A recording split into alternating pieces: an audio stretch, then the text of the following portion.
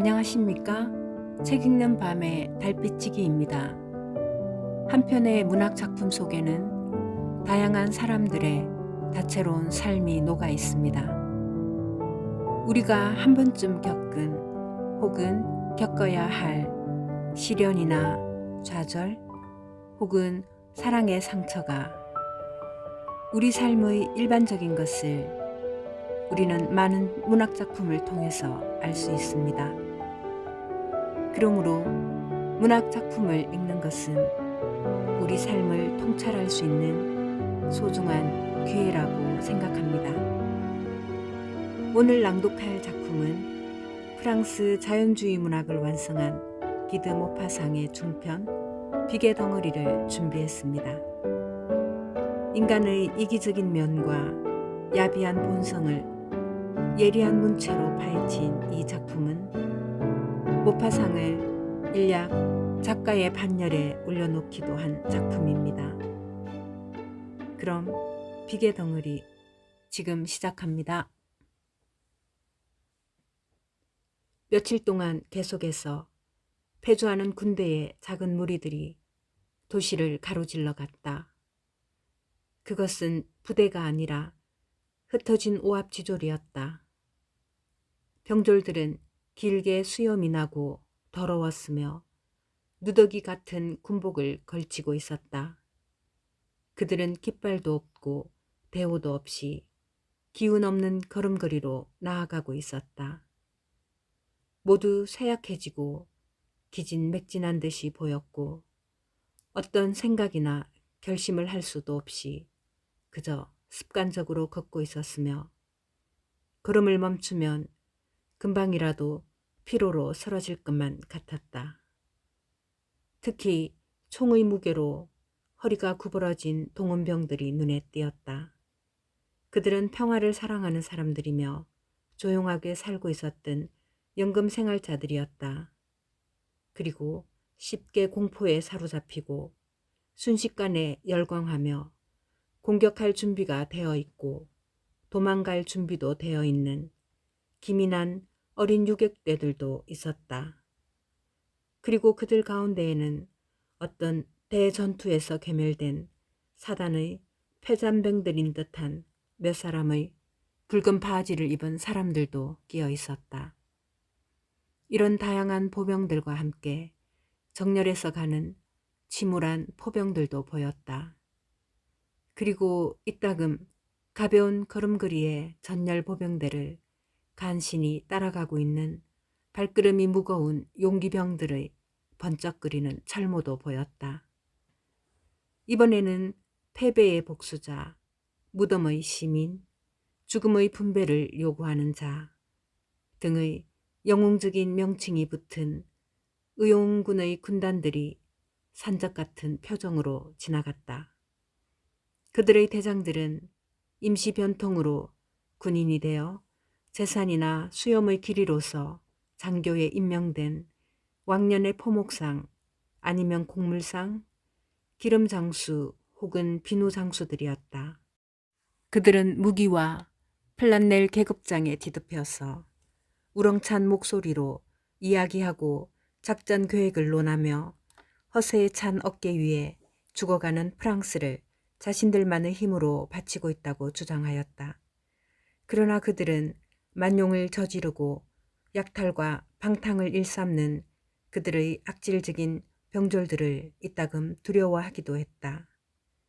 프로이센인들의 루앙으로 들어올 것이라는 소문이 돌았다. 국민병들은 2달 전부터 북은 숲속에서 아주 신중하게 정찰을 하고 가끔 자기네들의 파수병에게 총을 쏘기도 하였으며 덤불 밑에서 작은 토끼 한 마리가 움직이기만 해도 전투 태세를 갖추기도 했지만 이제는 집으로 돌아가 버렸다. 그들의 무기나 군복, 최근에 사방 30리의 국도변을 무섭게 하던 그 모든 살인 도구들도 갑자기 자취를 감추었다. 프랑스 최후의 병사들은 생스베르와 브루아사르를 거쳐 퐁 오드메르로 가기 위해서 마침내 센강을 막 건너갔다. 장군은 절망에 빠져 이 잡다한 넝마 같은 사람들과는 아무것도 시도해 볼 수가 없었고 승전밖에 몰랐던 국민의 대패주 속에서 그 자신이 정신을 잃었으며 그의 전설적인 용맹성에도 불구하고 무참히도 패배하여 맨 뒤에서 두 사람의 전속 부관 사이에 끼어 걸어가고 있었다. 그러고는 깊은 정적이 공포에 사로잡힌 소리 없는 기대가 도시 위에 감돌았다.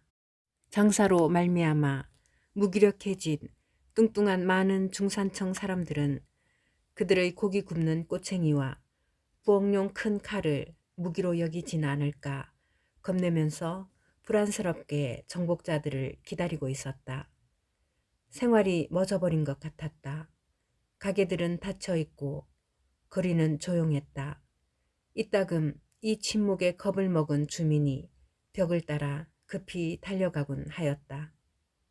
기다림에 대한 극도의 불안으로 사람들은 오히려 적이 얼른 오기를 바랐다.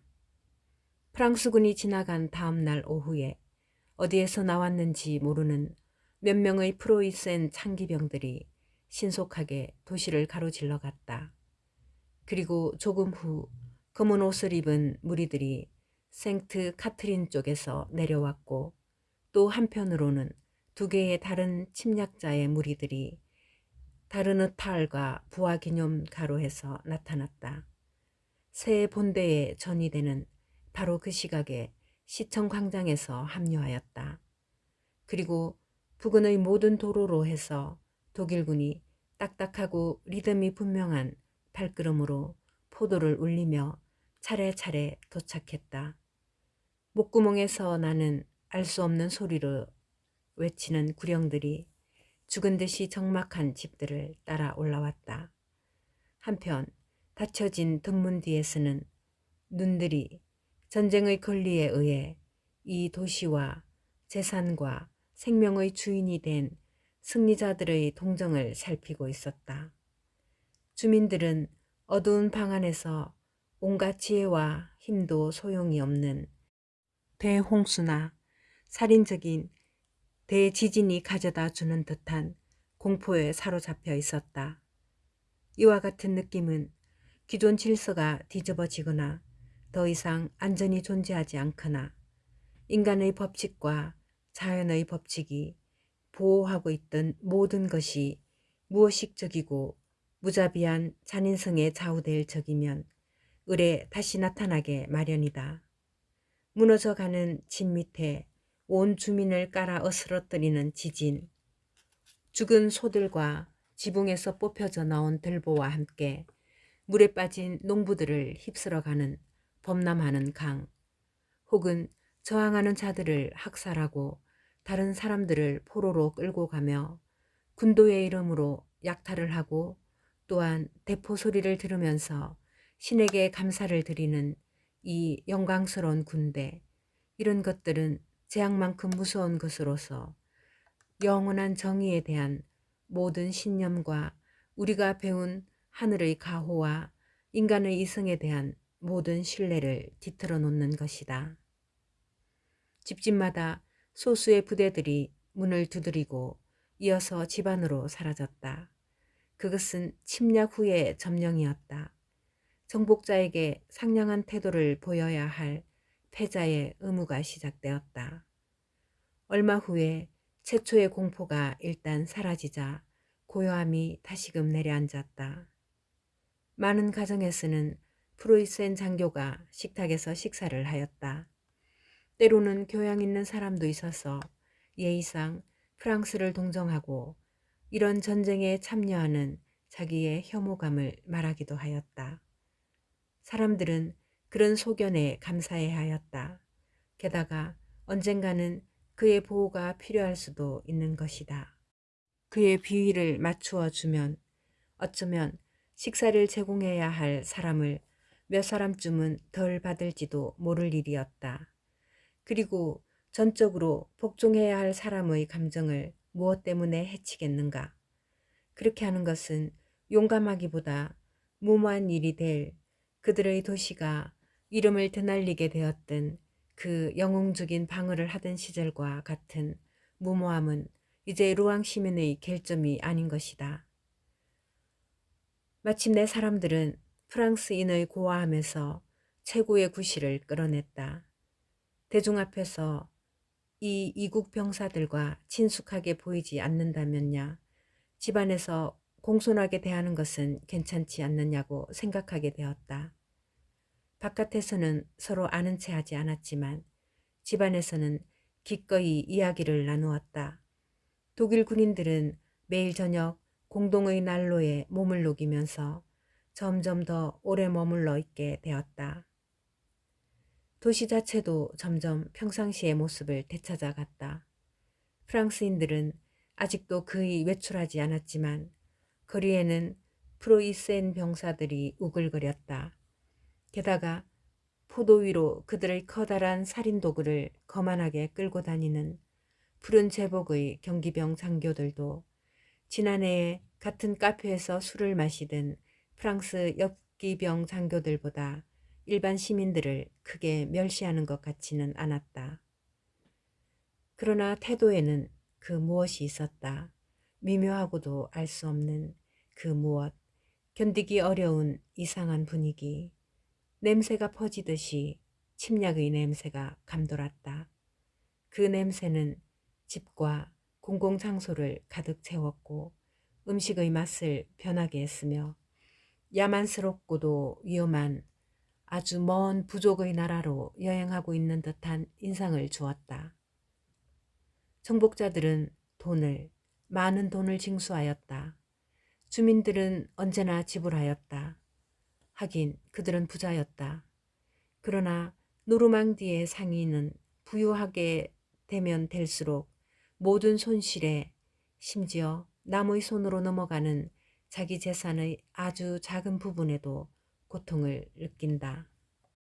그런데 도시에서 2, 30리쯤 강물을 따라 크로아세 디에프탈 비에사르를 향해 내려가면 뱃사공과 어부들이 강바닥에서 종종 독일병의 시체를 건져내는 수가 있었다. 칼에 찔리거나 발길에 채여 죽은, 돌에 머리가 으깨어지거나 높은 다리에서 떠밀려 물속에 빠져 죽은 시체로서 군복 속에서 부풀어 있었다. 강의 진흙은 이 음산하고 야만적이면서도 정당한 복수를 알려지지 않은 영웅주의를 대낮의 전투보다 더 위험하고 영광의 소리도 울리지 않는 말없는 공격을 파묻어 버렸던 것이다. 왜냐하면 이방인에 대한 정오심은 하나의 사상을 위해서 죽을 각오가 되어 있는 몇몇의 용감한 사람들에게는 언제나 무기를 갖게 하였기 때문이다. 마침내 침략자들은 엄격한 규율로 도시를 얽어매고 있기는 했지만 그들이 개선의 행군을 하는 동안 내내 저질렀던 그 평판자자한 잔악한 행위를 전혀 하지 않게 되었기 때문에 사람들은 대담해졌고 또한 이 고장 사람들의 마음속에는 다시 장사를 하고 싶은 욕구가 일어났다. 어떤 사람들은 프랑스군이 점령하고 있는 르 아르브르에 투자한 엄청난 이해관계를 가지고 있었다. 그래서 그들은 배를 탈 수 있는 디에프까지 육로로 간 다음 그 항구에 가보려고 하였다. 사람들은 이미 사귀어 놓은 독일 장교들의 영향력을 이용하여 총사령관으로부터 출발 허가증을 얻어냈다. 4마리의 말이 끄는 커다란 합성마차 한 대가 이 여행을 위해 예약되었고 10사람은 마차 회사에 이름을 등록시켰다. 그리고 화요일 아침에 모든 집회를 피하기 위해서 날이 새기 전에 출발하기로 결정했다. 얼마 전부터 이미 영하의 온도는 땅을 얼어붙게 만들었고 월요일 3시경에는 북녘에서 밀려온 커다란 먹구름이 눈을 몰고 와 저녁 내내 밤새끝 그치지 않고 내렸다.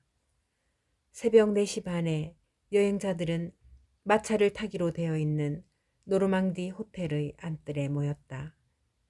그들은 아직도 잠에 취해 있었고 덮개를 뒤집어 쓰고 추위에 떨고 있었다. 어둠 속이라 서로가 잘 보이지 않았다. 무거운 겨울옷을 겹겹이 껴입었기 때문에 사람들은 모두 긴 버비를 걸친 아주 뚱뚱한 사제처럼 보였다. 그런데 두 사람이 서로 알아보았고 또 다른 사람은 그들에게 말을 걸려고 다가갔다.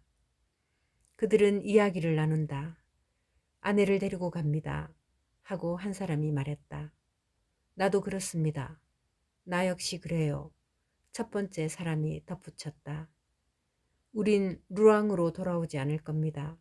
만일 프로이센 군이 르 아브르에 가까이 오면 우리는 영국으로 갈 겁니다. 비슷한 기질의 사람들이라서 모두 똑같은 계획을 가지고 있었다. 그런데 마차에는 말이 매여 있지 않았다. 마국간의 하인이 들고 있는 작은 등불이 이따금 어두운 문에서 나왔다가는 이내 다른 문 안으로 사라졌다. 말들이 발로 땅을 찼지만 말똥이 섞인 잠자리 지푸로 해서 거의 소리가 나지 않았다.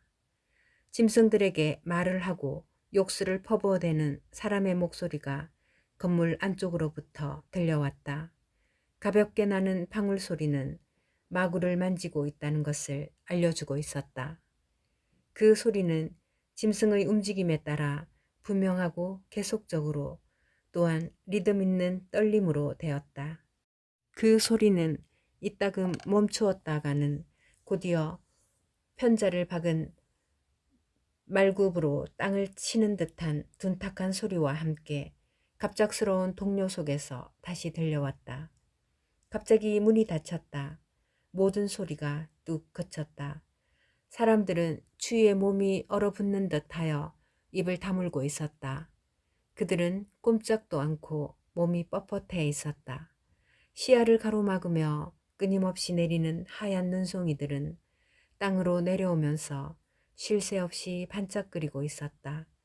그것은 형상들을 지웠고 사물을 얼음의 이끼로 분칠하였다.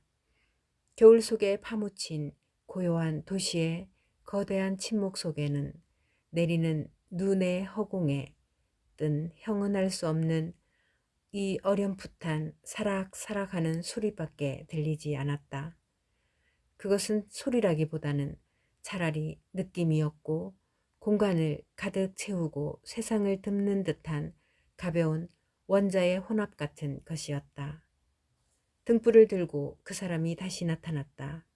선선히 나오려고 하지 않는 침울한 말의 곱비 끝을 끌어당겼다. 그는 끌채 곁에다 말의 자리를 잡아주고 술에 끄는 줄을 삐끄러 메었으며 마구들을 든든히 안정시키기 위해 한참 동안 주위를 맴돌았다.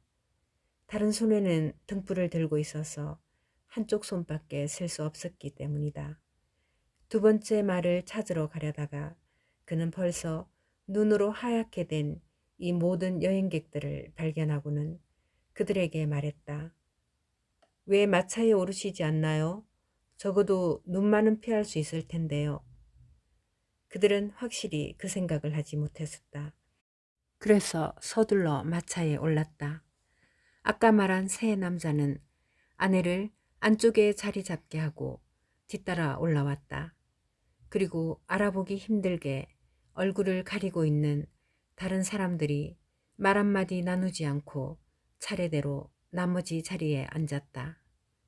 바닥은 지프로 덮여 있어서 거기에 발들을 파묻었다. 안쪽의 여자들은 화학탄과 함께 구리로 된 작은 발난로를 가지고 와서 이 기구에 불을 붙였다. 그리고 얼마 동안 나지막한 소리로 이것에 대한 편리함을 열거하였고 오래전부터 이미 알고 있었던 것들을 되풀이하였다. 마침내 합승마차는 끌기가 힘들기 때문에 4마리가 아닌 6마리의 말이 메어졌다. 밖에서 묻는 소리가 들렸다. 모두들 탔나요? 안에서 누군가 대답했다. 그렇소. 그들은 출발했다. 마차는 천천히 천천히 종종 걸음으로 나아갔다. 바퀴가 눈 속에 파묻혔다. 온 차체는 둔탁하게 삐걱거리는 소리를 냈다. 짐승들은 미끄러지고 헐떡거렸으며 김을 발산하였다.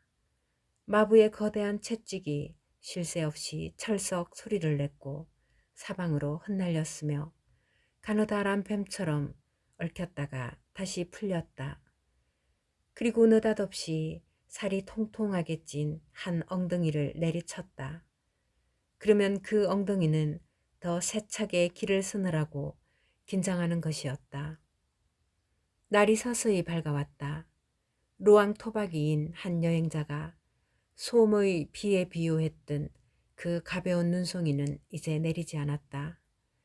충충한 미광이 칙칙하고 묵직한 커다란 구름을 뚫고 새어나왔 들판의 흰 빛을 더욱 빛나게 하였다.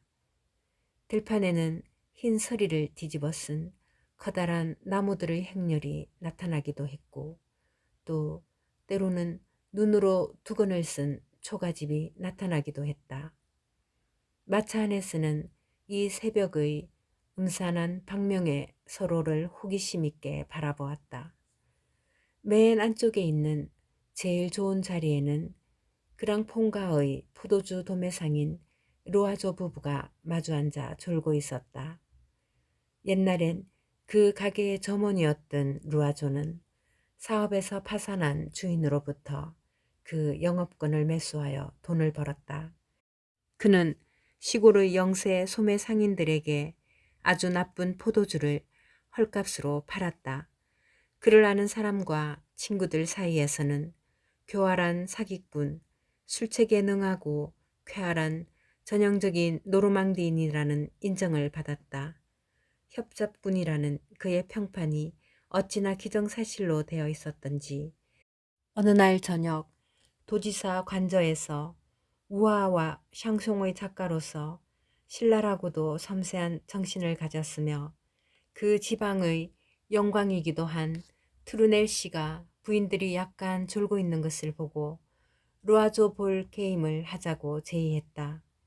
그런데 그 말이 도지사의 살롱 너머로 해서 그 도시의 살롱들에 퍼지는 바람에 그 지방의 모든 사람들을 한 달 동안이나 웃게 만들었던 일도 있었다. 루아조는 그 밖에도 타고난 익살과 좋고 나쁘건 간에 농담을 잘하기로 유명하였다. 그래서 누구든지 즉각 이런 말을 덧붙이지 않고는 그에 대해서 말할 수가 없었다. 우습기 짝이 없지 그 루아조는. 그는 작은 키에다 배는 공처럼 나왔고 얼굴은 반백이 된 양쪽 볼 수염 사이로 불그스름하였다. 그의 부인은 키가 크고 건장했으며 과감한 데다가 높은 목소리와 빠른 결단력을 가지고 있어서 남편이 즐거운 활동으로 활기를 띠게 하는 그 상점의 질서이자 계산이었다. 그들 곁에는 보다 위엄이 있고 상류계급에 속하는 카레 라마동 씨가 있었다. 그는 유력한 인물로서 제사 공장을 3개나 가진 소유주로서 면업계에서는 높은 인망이 있었으며 레지옹 도네르 폐용자인데다가 도의회 의원이기도 하였다. 그는 제정시대에 늘 관대한 야당의 당수로 남아있었다. 그것은 그의 말에 의하면 정정당당하게 싸웠기 때문에 자기의 가담을 보다 값지게 하기 위해서였다는 것이다. 남편보다 훨씬 젊은 카레 라마동 부인은 루앙의 주둔군에 파견되어 온 명문 가정 출신의 장교들에게는 위안이 되는 여인이었다. 그녀는 남편과 마주보고 앉았다. 아주 작고 아주 귀엽고 아주 예쁜 이 부인은 모피 옷 속에 몸을 움츠리고 마차의 초라한 내부를 한심스러운 눈으로 바라보고 있었다. 그 곁의 유베르 드 브레빌 백작 부부는 노르망디에서 가장 유서 깊고 귀족적인 이름을 지니고 있었다. 훌륭한 풍채의 노신사인 백작은 몸차림에 기교를 부려서 앙리 사세와 천부적으로 닮았다는 것을 강조하려고 애를 썼다. 이 가문의 영광스러운 전설에 의하면 앙리 사세가 브레빌 집안의 어떤 부인을 잉태시켰는데 그 일로 해서 그녀의 남편은 백작이 되고 도지사가 되었다는 것이다. 도의회에서 카레 라마동 씨와 동료인 유베르 백작은 이 지방에 쓰는 오를레앙당을 대표하고 있었다. 그가 낭트의 보잘것없는 선주의 딸과 결혼하게 된 이야기는 언제까지나 수수께끼인 채로 있었다. 그러나 백작 부인은 인품이 훌륭했고 누구보다 손님을 잘 접대했으며 루이 필립의 아들 중 한 사람으로부터 사랑을 받았다는 소문조차 있었기 때문에 모든 귀족들은 그녀를 환대하였다. 그래서 그녀의 살롱은 그 지방에서 제일로 꼽혔고 옛날의 품위 있는 행동이 그대로 보존되어 있는 유일한 곳으로서 거기에 출입하기가 어려웠다. 브레빌의 재산은 모두 부동산으로 연 수입이 50만 리브르에 달한다는 소문이었다. 이 6사람은 마차의 안쪽에 자리 잡고 있었는데 이들은 연금을 받는 평온하고 유능한 사회의 편이었고 종교와 주의를 가진 권위 있는 교양인들의 편이었다. 이상하게도 우연히 여자들은 모두 같은 걸상에 앉아 있었다. 백작 부인 곁에는 주 기도문과 아베 마리아를 중얼거리면서 긴 묵주 기도를 바치고 있는 2명의 수녀가 앉아 있었다. 그 중의 한 사람은 얼굴 한가운데에 퍼붓는 산탄을 정면으로 맞기라도 한 것처럼 보이는 천년두로해서 깊이 팬 얼굴을 한 늙은 수녀였다. 매우 허약해 보이는 또 한 수녀는 순교자와 종교상의 환상가를 만드는 그 극심한 신앙에 시달린 폐결핵 환자 같은 가슴 위에 예쁘면서도 병약한 얼굴을 하고 있었다. 두 수녀 앞에는 한 남자와 한 여자가 모든 사람들의 시선을 끌고 있었다. 남자는 잘 알려진 민주주의자 코르뉴데였는데 저명 인사들에게는 공포를 주는 존재였다. 20년 전부터 그는 모든 민주주의적인 카페의 맥주컵 속에 그의 긴 젓갈색의 수염을 적셔왔다. 그는 옛날에 과자 제조인이었던 아버지로부터 받은 막대한 재산을 둥지와 친구들과 함께 먹어 없앴다. 그러고는 그처럼 많은 혁명적인 소비로 인해 마침내 당연히 받을 만한 자리를 얻기 위해서 공화제가 되기를 애타게 기다렸다. 9월 4일에는 아마 누군가의 짓궂은 장난이었겠지만 자기가 도지사로 임명된 것으로 생각하였다. 그러나 그가 부임하려고 하자 그 자리에 유일한 주인으로 머물러 있었던 관청의 청년들이 그것을 인정하지 않았기 때문에 부득이 물러나올 수밖에 없었다. 게다가 그는 호인인데다가 아기가 없고 또 남의 일복이 좋아하는 사람이어서 방위 시설을 만드는 데 있어서는 비길 데 없이 열성적으로 활동하였다. 그는 들판의 구덩이를 파괴했고 부근에 있는 숲에서 어린 나무들을 모두 베어 눕혀 놓았으며 모든 도로 위에 있는 함정을 설치해 놓고 적이 가까이 오자 자기의 준비에 만족하며 재빨리 도시로 후퇴하였다. 그는 지금 새로운 방어 진지가 필요하게 될 르 아브르로 가는 것이 보다 유익하리라고 생각하고 있었다. 여자는 바람둥이라고 불리는 그런 부류의 여자로서 불드시프라는 별명을 들을 만큼 너무 빨리 온 비만으로 유명하였다. 몸집이 작고 모든 것이 동글동글하며 살이 찐 손가락은 갑갑할 정도로 통통해서 마치 짤막한 소시지를 염주처럼 깨워놓은 듯 했다. 윤기가 흐르는 팽팽한 피부와 옷 속에서 불쑥 나온 거대한 유방을 지닌 이 여자는 그런대로 마음을 끌고 인기가 있었다. 그만큼 그녀의 싱싱한 모습은 보기에 즐거웠다. 얼굴은 빨간 사과와도 같았고 막 피어나려는 모란꽃의 봉우리와도 같았다. 위쪽으로는 두 개의 검은 눈이 열려 있었는데 그것은 눈 속에 그들을 들이우는 짙고 긴 속눈썹으로 덮여 있었다. 아래쪽에는 반짝이는 작은 이들이 드러나고 작고 매력적인 입이 키스를 기다리는 듯 젖어 있었다. 그 밖에도 그녀는 자잘한 많은 장점들을 가지고 있었다고 한다. 이 여자가 누구라는 것을 알게 되자 정숙한 여자들 사이에서는 속삭이는 소리가 퍼졌다. 매춘분이 공공의 수치니 하는 말들을 큰 소리로 쑥덕거려서 그녀가 머리를 쳐들었다. 그러고는 너무도 도전적이고 대담한 시선으로 주위에 있는 사람들을 훑어보는 바람에 곧 깊은 침묵이 계속되었고 루아조를 제외한 모든 사람들은 눈을 내리 깔았다. 루아조는 즐거운 표정으로 그녀의 동정을 살피고 있었다. 그러나 얼마 안 가서 그 세 부인들 사이에서는 다시 대화가 시작되었다. 이 매춘부의 존재가 갑자기 그들을 친구로 만들고 거의 친밀감을 느끼게까지 하였던 것이다. 그녀들은 이 파렴치한 창녀 앞에서 아내로서의 위엄을 결속시키려는 것처럼 행동하지 않으면 안 되었던 것이다.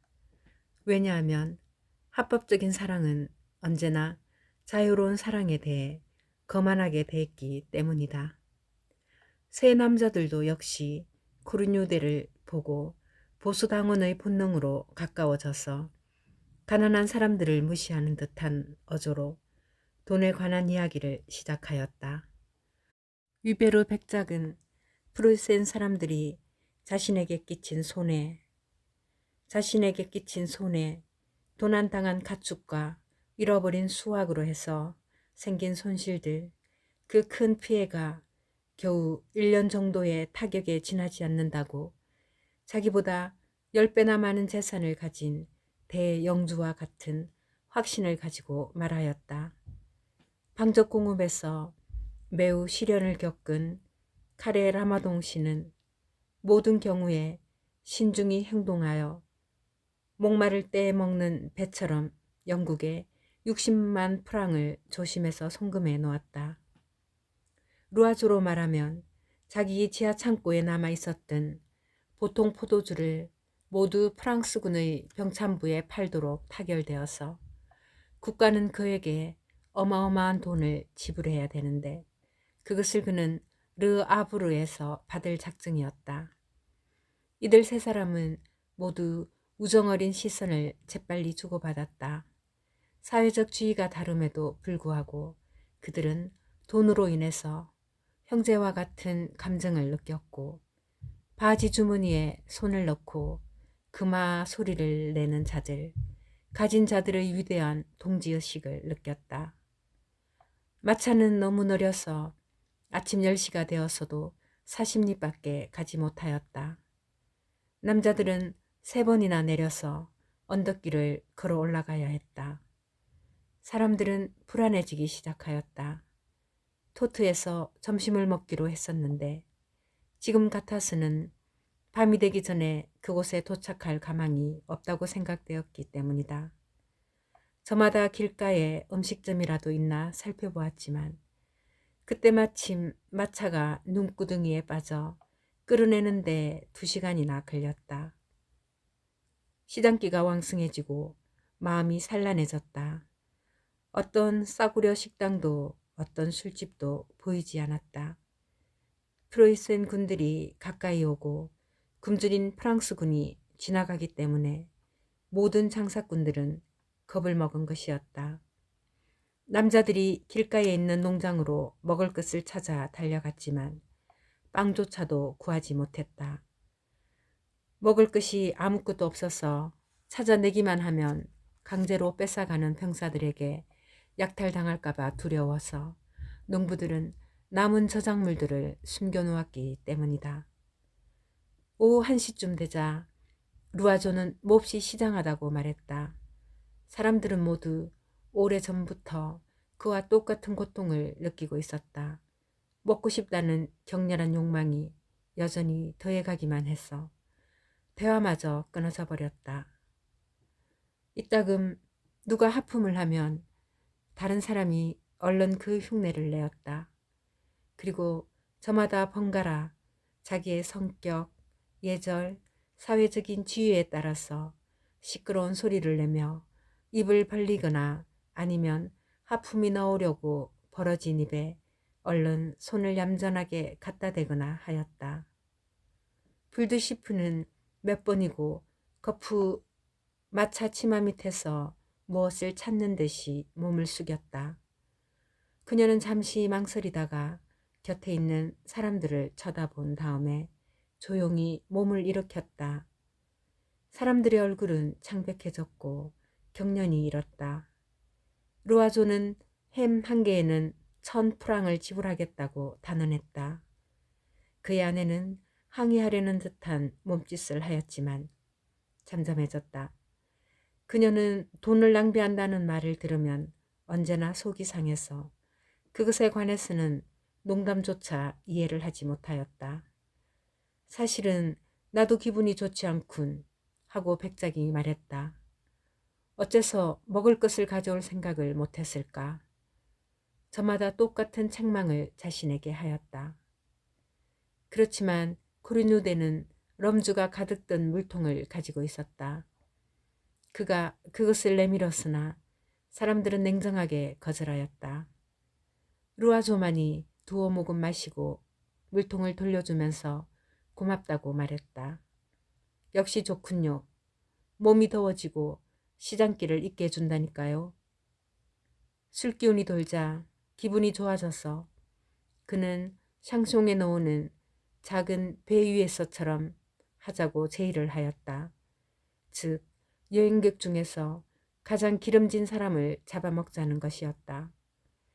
불드시프에 대한 이 간접적인 암시는 교양 있는 사람들의 비위를 상하게 하였다.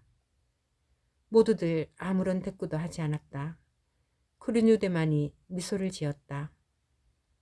두 수녀는 묵주기도를 중얼거리던 것을 그만두고 커다란 소매 속에다 두 손을 찌르고 완강히 눈을 내리감고 꼼짝도 하지 않았다. 아마 그들에게 내린 고통을 하늘에 바치고 있는 것 같았다. 마침내 3시경에 마을 하나 보이지 않는 끝없는 벌판 한가운데에 이르렀을 때 불드시프는 재빨리 몸을 굽히고 의자 밑에서 흰 수건으로 덮여있는 커다란 바구니 하나를 꺼냈다. 그녀는 우선 거기에서 작은 사기 접시 하나와 은으로 된 날씬한 잔 하나를 꺼냈다. 그런 다음에는 통째로 온통 칼질을 해서 젤리에 절인 2마리의 영개가 담겨져 있는 커다란 단지를 꺼냈었다. 바구니 속에는 아직도 종이로 싼 다른 맛있는 음식들이 보였다. 파이, 과일, 과자 등 사흘 동안 여행을 하는데 여인숙의 음식을 먹지 않으려고 준비한 음식들이었다. 4개의 술병의 목이 음식 꾸러미 사이로 나와 있었다. 그녀는 영개의 날개를 하나 들고 노르망디에서 레장스라고 부르는 작은 빵 하나를 곁들여서 맛있게 먹기 시작하였다. 모든 시선이 그녀에게 향했다. 그리고는 음식 냄새가 퍼져 사람들의 콧구멍은 벌렁거렸고 귀 밑의 턱이 아프게 수축되면서 입에는 군침을 돌게 하였다. 이 창녀에 대한 부인들의 경멸은 참을 수가 없게 되었어 그녀를 죽이고 싶거나 아니면 그녀와 잔, 바구니, 음식물들을 마차 밖으로 던져버리고 싶을 정도였다. 그러나 루아조는 닭이 들어있는 단지를 뚫어지게 바라보았다. 그가 말했다. 때마침 부인은 우리보다 준비성이 있으셨군요. 항상 모든 일에 생각을 할 줄 아는 사람들이 있거든요. 그녀는 그를 향해 머리를 들었다. 좀 드시겠어요? 아침부터 아무것도 먹지 않았으면 힘드실 거예요. 그가 인사를 했다. 참으로 솔직하게 사양할 수가 없군요. 그럴 수가 없어요. 전시회는 전시대로라고 하지 않습니까? 부인. 그러고는 주위를 한번 둘러보고 나서 이렇게 덧붙였다. 이런 때에 은혜를 베풀어주는 사람을 만난다는 것은 매우 기쁜 일이지요. 그는 바지를 더럽히지 않으려고 가지고 있던 신문을 펴놓고 언제나 주머니 속에 가지고 다니는 칼 끝으로 젤리가 묻어 온통 번지르르한 닭다리를 들어 올려 허겁지겁 만족스럽게 씹어대기 시작하자 마차 안에서는 괴로운 듯 긴 한숨 소리가 났다. 그러자 불드시프는 겸손하고도 부드러운 목소리로 수녀들에게 자기의 간단한 식사를 같이 들자고 권했다. 두 수녀는 모두 즉각 이 제의를 받아들여 고맙다는 말을 중얼거리고 나서는 눈도 뜨는 일 없이 아주 빨리 먹어대기 시작하였다. 쿠르뉴데도 역시 옆자리에 앉은 여자의 제안을 거절하지 않았다. 무릎 위에 신문지를 펼쳐놓고 수녀들과 함께 식탁 비슷한 것을 꾸몄다.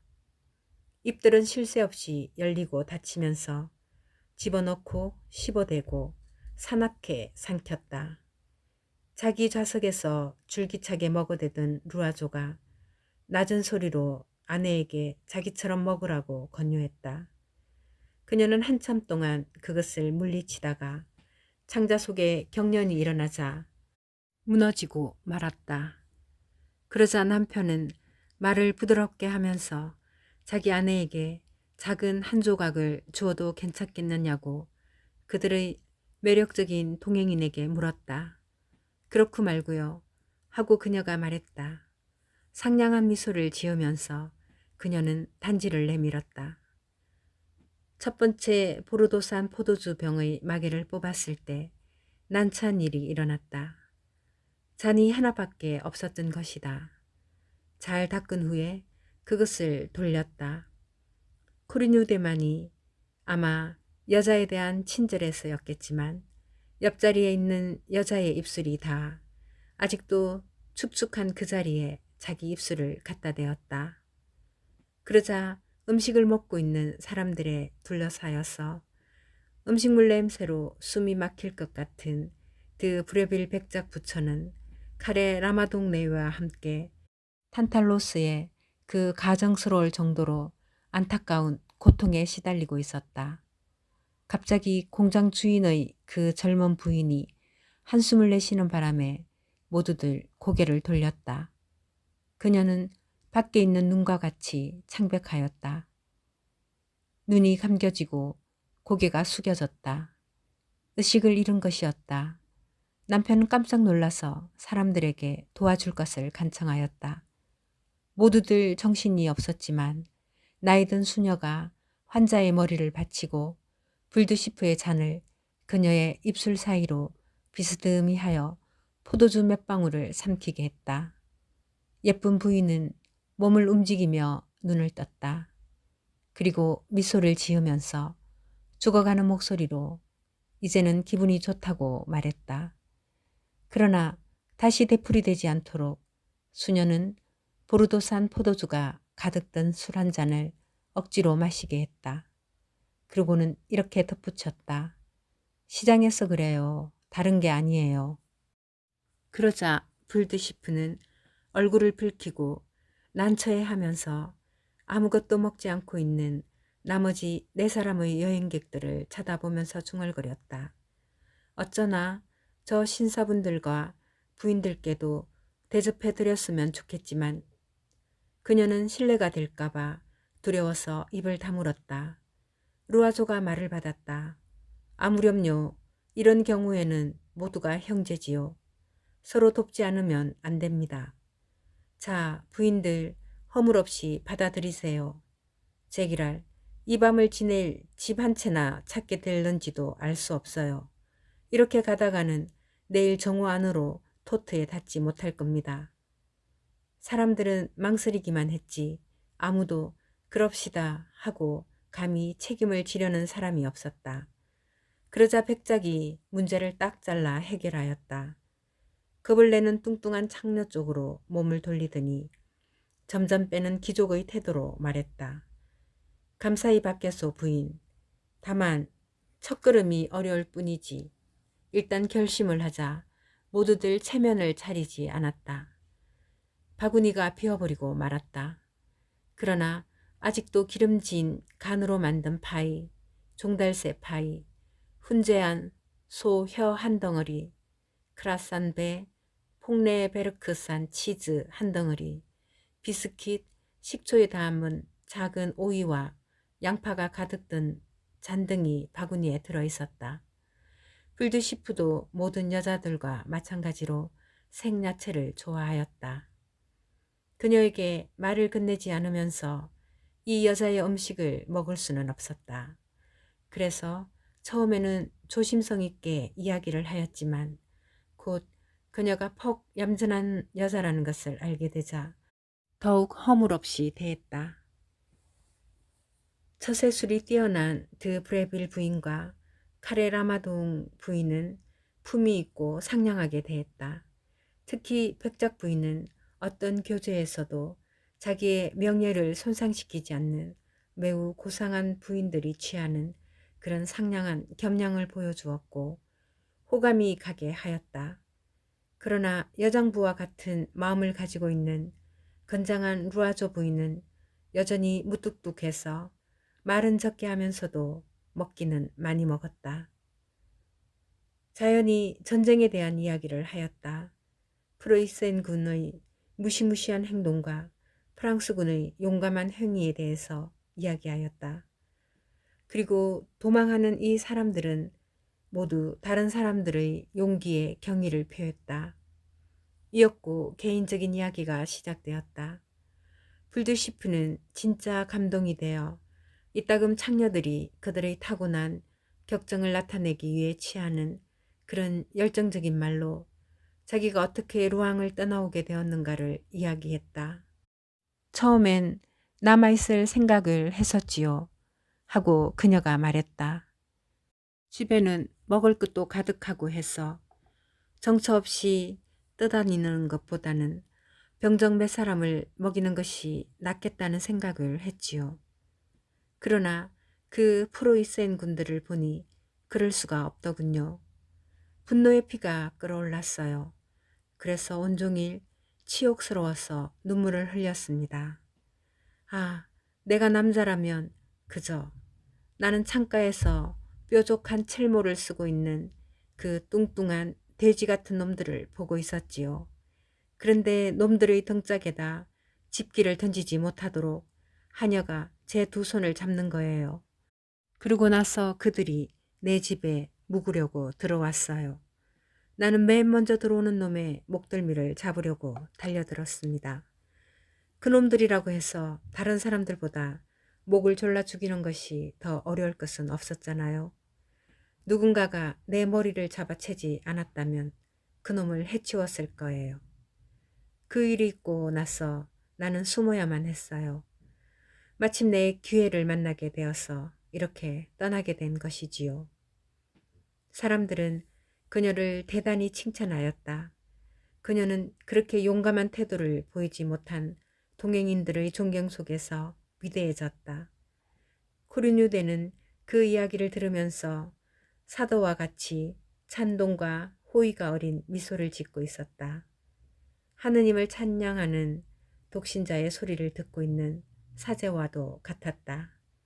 긴 수염을 한 민주주의자들은 법의를 걸친 사람들이 종교를 독점하듯이 애국심을 독점 판매하기 때문이다. 그는 자기 차례가 되자 매일 벽에 나붙는 성명서에서 배운 과장된 말투로 맵시를 부리는 어조로 이야기하였다. 그리고 그는 그 바덴게의 방탕화를 거만하게 비난하는 웅변의 한 토막으로 말을 끝맺었다. 그러나 불드시프는 곧 화를 냈다. 그녀는 보나파르트파였기 때문이다. 그녀는 버찌보다 더 빨개져서 분개하여 말까지 더듬었다. 당신들이 그분의 자리에 있으면 어떨지 보고 싶군요. 어림도 없다고요. 네, 그분을 배반하는 것은 바로 당신들이라고요. 당신들 같은 건달들이 통치한다면 프랑스를 떠날 수밖에 없을 거예요. 코르뉴대는 태연히 무시하는 듯한 거만한 미소를 지었다. 그러나 거친 말들이 나올 것 같았기 때문에 백작이 개입하여 진지한 의견들은 모두 존중되어야 한다고 위엄있게 단언함으로써 흥분한 창녀를 간신히 진정시켰다. 그러나 백작 부인과 공장 주인의 부인은 마음속에 공화제에 대하여 상류 사회의 인사들이 갖는 불합리한 증오심과 당당하고 전제적인 정부에 대하여 여자들이 모두 품고 있는 본능적인 애정을 가지고 있었기 때문에 자기들과 너무나 흡사한 감정을 지닌 이 자존심 강한 매춘부에게 본의 아니게 호감 가는 것을 느꼈다. 바구니는 비어 있었다. 그것이 더 크지 못한 것을 아쉬워하면서 10사람이 거뜬히 비워버린 것이었다. 대화는 얼마 동안 계속되었으나 다 먹고 난 뒤에는 그것도 식어버렸다. 밤이 오고 어둠은 점점 짙어갔다. 소화가 되는 동안 추위가 더욱 심하게 느껴져서 불드시프는 그 지방에도 불구하고 떨고 있었다. 그래서 더 브레빌 부인은 아침부터 몇 번이나 숯을 갈아 넣은 자기의 발난로를 그녀에게 권했다. 상대방은 즉시 받아들였다. 그녀는 발이 얼어붙는 것 같았기 때문이었다. 카레라마동 부인과 루아조 부인은 수녀들에게 자기들 것을 내주었다. 마부는 벌써 램프를 켜놓았다. 램프들은 선명한 빛으로 땀에 젖은 말들의 엉덩이 위로 구름처럼 피어나는 수증기와 길 양편에 움직이는 불빛의 반사로 펼쳐지는 눈을 비추고 있었다. 마차는 아무것도 분간할 수 없게 되었다. 그러나 갑자기 어떤 움직임이 불드시프와 코르뉴대 사이에서 일어났다. 어둠 속을 눈으로 더듬던 루아조는 커다란 수염의 그 남자가 소리 없이 가한 어떤 타격에 얻어맞기라도 한 것처럼 얼른 옆으로 비키는 것을 본 듯했다. 작은 불빛들이 도로의 앞쪽에 나타났다.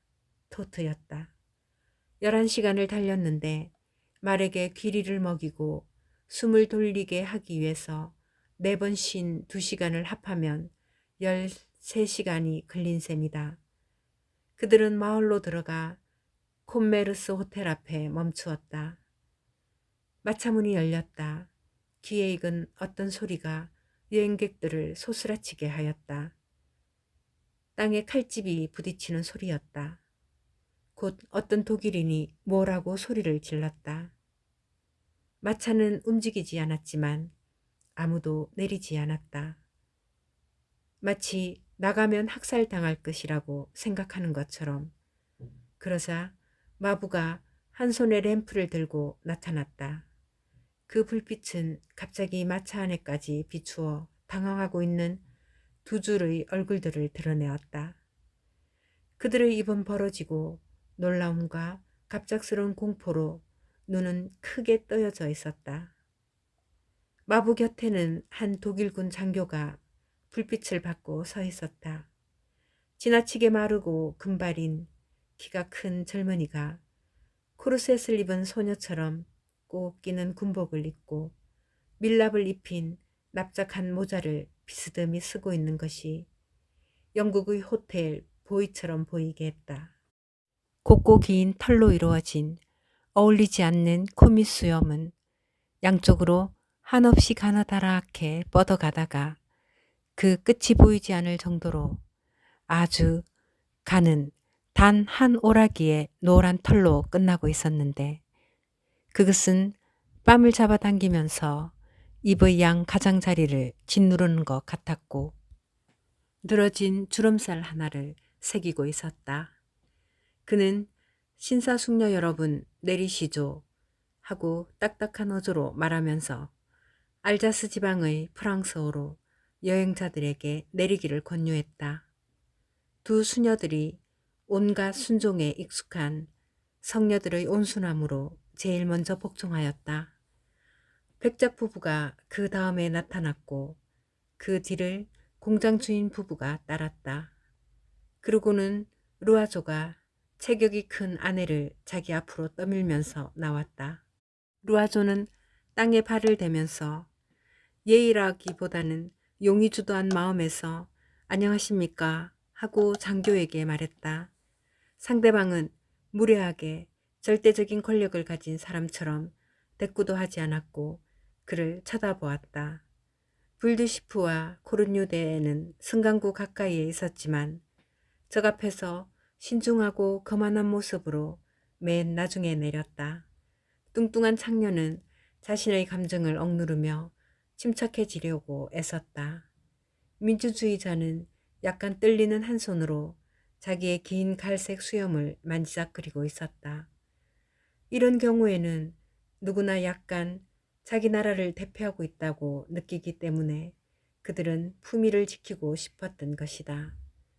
동행인들의 순종에 마찬가지로 붕괴하여 그녀는 곁에 있는 정숙한 여자들보다 더 오만하게 보이려고 애썼고 한편 코르뉴대는 모범이 되어야만 한다고 느끼면서 길을 파헤칠 때부터 시작된 저항의 사명을 모든 태도에서 계속 나타내고 있었다.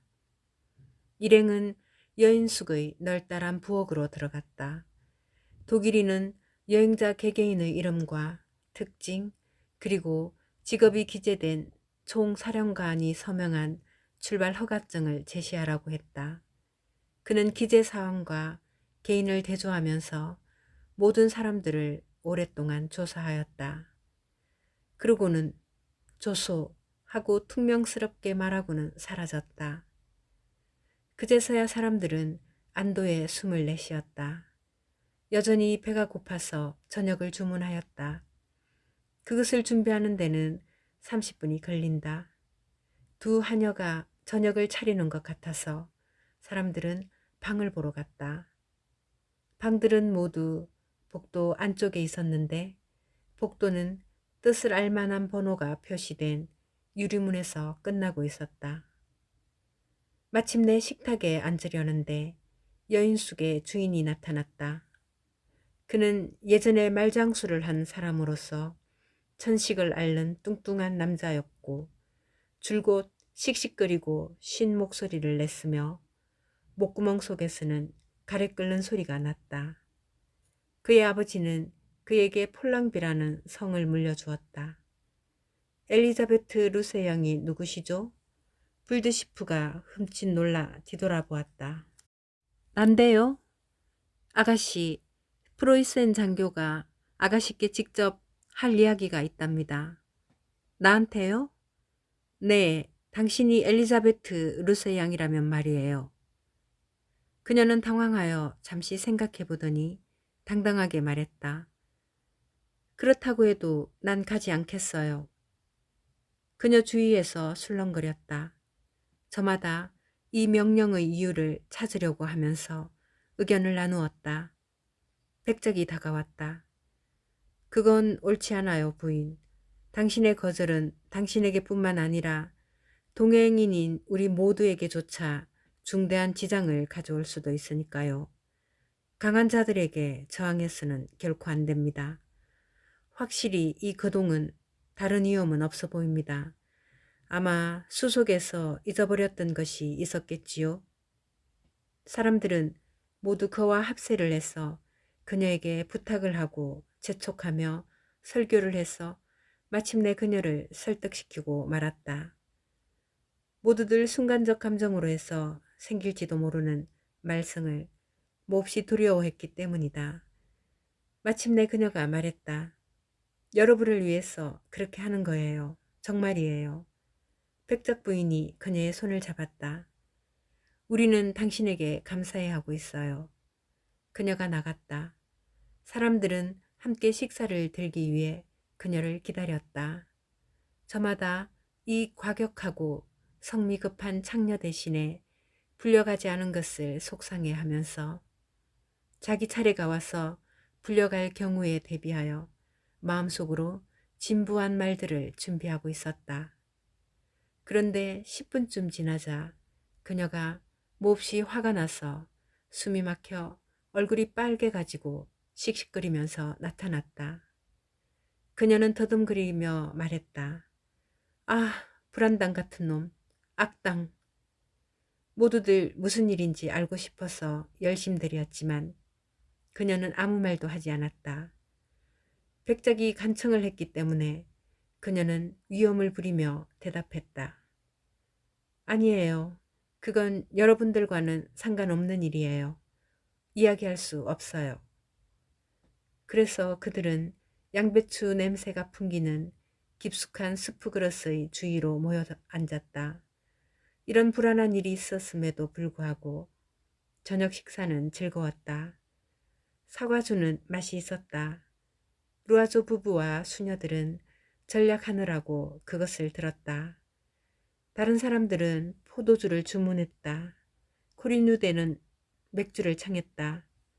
그는 병마개를 따서 술의 거품이 일게 하고 잔을 기울여 그것을 들여다보고 빛깔을 더 잘 감상하기 위해서 컵을 들어 불빛에 비추어 보는 독특한 태도를 지니고 있었다. 술을 마실 때에는 술 빛깔을 지닌 커다란 수염이 부드럽게 떠는 것 같았다.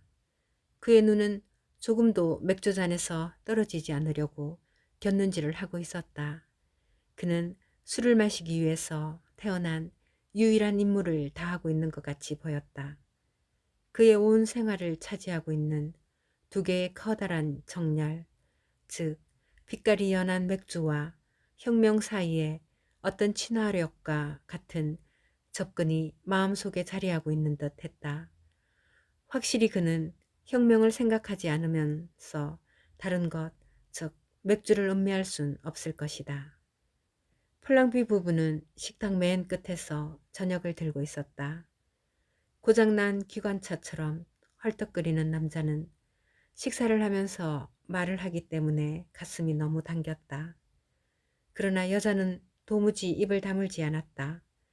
그녀는 프로이센 군이 도착해서의 모든 인상, 그들이 한 짓, 그들이 한 말을 이야기하며 그들을 몹시 정오하였다.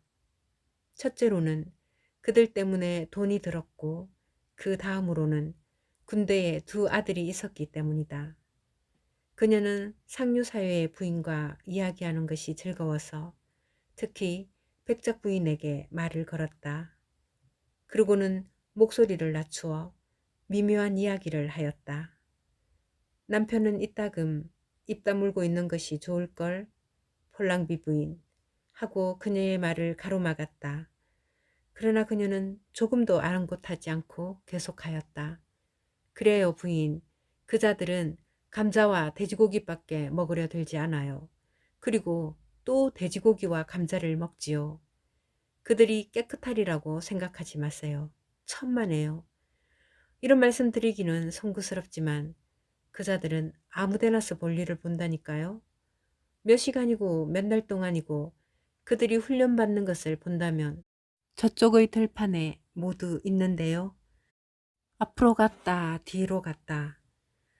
이리 돌고 저리 돌고 땅이나 경작하고 자기네 나라에 가서 도로 공사라도 하면 얼마나 좋겠어요. 정말이지 부인, 그 군대라는 것은 아무에게도 이로울 것이 없다니까요. 가난한 사람들이나 학살하는 그런 일을 배우는 그런 군대를 먹여 살려야만 하다니. 저는 사실 배우지 못한 할망구이지만 아침부터 저녁까지 제자리 걸음을 하여 심신이 녹초가 되는 그자들을 보면 이런 생각이 든답니다. 유익한 일을 위해서 많은 발명을 하는 사람들이 있는 반면에 해로운 일을 위해서 저렇게 많은 고생을 하는 사람들도 있구나.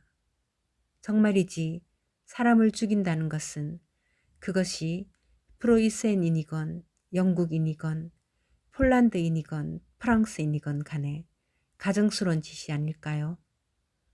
자기에게 잘못을 저지른 자에게 복수를 하면 유죄 선고를 받으니까 악이 되고 사냥하듯이 우리 아이들에게 제일 많이 죽인 자에게 훈장을 주니까 선이 되나요?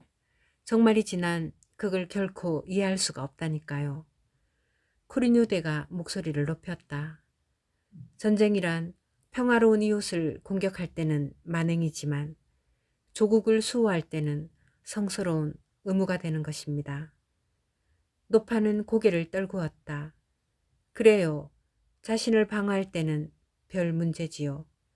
그러나 자기들의 즐거움을 위해서 그런 짓을 하는 왕들은 모두 죽이는 것이 차라리 어떨까요?